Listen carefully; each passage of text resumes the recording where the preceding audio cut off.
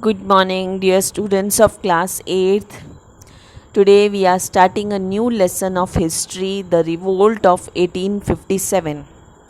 The previous chapters in connection to British East India Company made us explore that they laid on different policies which affected the lives of many people. These policies affected people such as kings, queens, sepoys, peasants. Hence, people started resisting against the Britishers. So, today we will study in this chapter what were the causes of this resistance, of this revolt, which led to the revolt. So, the first cause in your chapter has been given as Nawabs lose their power. This is the title. And in fact, when you go to higher classes and when you study about the same chapter, you will get it in the name of such topics as political causes. So, whether it is political causes or whether it is something which happened with the Nawabs, it is one and the same thing because it is happening anyway in the politics. So, what was the happening in the politics? The Nawabs and Rajas had started losing honor and authority since the mid 18th century. आप जानते हो उस time नवाब और राजाओं का rule था तो उनका जो ऑनर था, सम्मान, उनकी अथॉरिटी वो ख़त्म होने लगी थी. Residents were appointed in many states and the kings were not allowed to keep their army.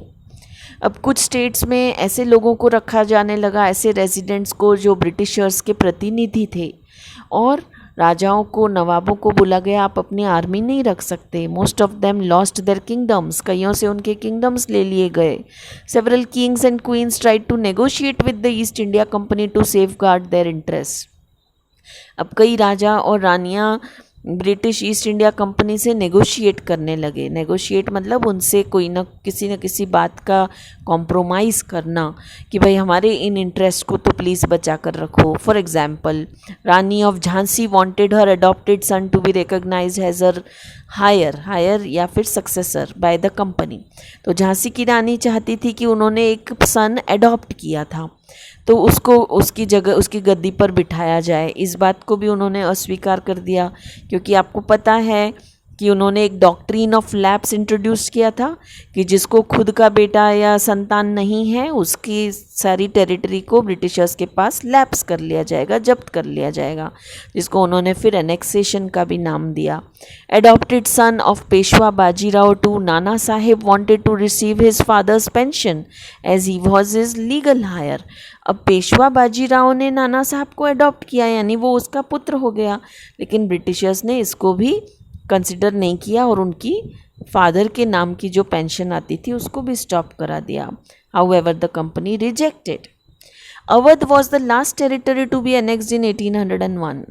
फिर अवध का एक राजा था वाजिद अली शाह, उनकी टेरिटरी को भी इस नाम पे कब्जे में अपने कर लिया. The company imposed the subsidiary alliance on it and it took over in 1856. फिर एक पॉलिसी ले आए सब्सिडियरी अलायंस की और 1856 में अवध को भी इस नाम पे अपने कब्जे में ले लिया. On the pre text of miss government, है ना, वहाँ पर मिस गवर्नमेंट हो गया था, ये बचाव के रूप में ब्रिटिशर्स ने बोला और उसको अपने कब्जे में ले लिया. इन 1849 governor general Dalhousie announced that the successors of Bahadur Shah Zafar would be shifted out of the red fort. अब गवर्नर जनरल था 1849 में डलहाउजी, है ना, डलहाउजी के नाम से आपको बताया था, डी डॉक्ट्रीन ऑफ लैप्स इन्होंने इंट्रोड्यूस किया. तो इन्होंने बहादुर शाह जफ़र को भी लाल किले से ऐसे ही बाहर निकाल दिया था. Where as governor general Canning declared that the Bahadur Shah Zafar would be the last king of the Mughal empire. तो एक गवर्नर जनरल कैनिंग आया, उसने ये डिक्लेयर किया कि मुगल एम्पायर ही इसके बाद ख़त्म हो जाएगी, तो किसी को भी एम्परर नहीं बोल पाएंगे, उसकी जगह पर उनको क्या बोलेंगे, प्रिंस, उनके जो भी सक्सेसर्स होंगे. इसलिए फिर बाद में इन्होंने नाम दे दिया प्रिंसली स्टेट्स, है ना. उनको पहले मुग़ल एम्पायर या एम्परर्स बोलते थे, लेकिन बाद में उनको फिर प्रिंसली स्टेट्स का दर्जा दे दिया ब्रिटिशर्स ने. तो ये सब पॉलिटिकल कॉजेज़ थे रिवोल्ट के. फिर नेक्स्ट आपके चैप्टर में है जिसको हम इकोनॉमिक कॉजेज़ भी बोल सकते हैं, वो है the peasants and the sepoys. Economic मतलब पैसे से संबंधित कारण. अब पैसे का क्या हो गया था यहाँ पर, ज़मीन और पैसा, पेजेंट मतलब किसान, ज़मींदार जो किसानों से पैसा वगैरह लेते थे और ब्रिटिशर्स के रिप्रेजेंटेटिव थे, इन दोनों के ऊपर ब्रिटिशर्स ने क्या बर्डन डाला? With heavy taxes and rents in the country side. उनके ऊपर बहुत हैवी टैक्स लगा दिए, उनसे उनकी ही ज़मीनों का किराया लेने लगे। Many fail to pay their loans to money lenders and they were forced to give away ownership rights of their lands. तो बहुत सारे लोग इसको पे करने में फेल होने लगे, लोन भर नहीं पा रहे थे, और उनको फिर ज़बरदस्ती उनसे की गई किस बात की कि उस लैंड पर जो आपके ओनरशिप के अधिकार हैं वो आपसे ले लिए जाएंगे। और दूसरी तरफ कौन दुखी था? इंडियन सिपॉयज़, भारत के सिपाही, वो भी क्या थे? अनहैप्पी थे, दुखी थे विद देयर सैलरी। उनको सैलरी पूरी नहीं मिल रही थी, उनको अलावेंसेस नहीं मिल रहे थे, और उनकी सर्विस कंडीशंस, जो उनसे काम लिया जा रहा था उसकी कंडीशंस भी अच्छी नहीं थी। In those days people fear to cross the sea as they believe they will lose their religion by crossing it.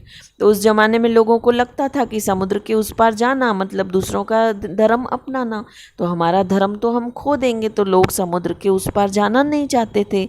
So in 1824 when they were asked to go to Burma by sea route they simply rejected it. तो हमारे सैनिकों ने reject कर दिया कि नहीं, हम Burma क्यों जाएंगे। तो इसका उसको क्या परिणाम भुगतना पड़ा? दे वर सीवियरली पनिश्ड, उनको बहुत सजा दी गई। So in 1856 the company passed a new law.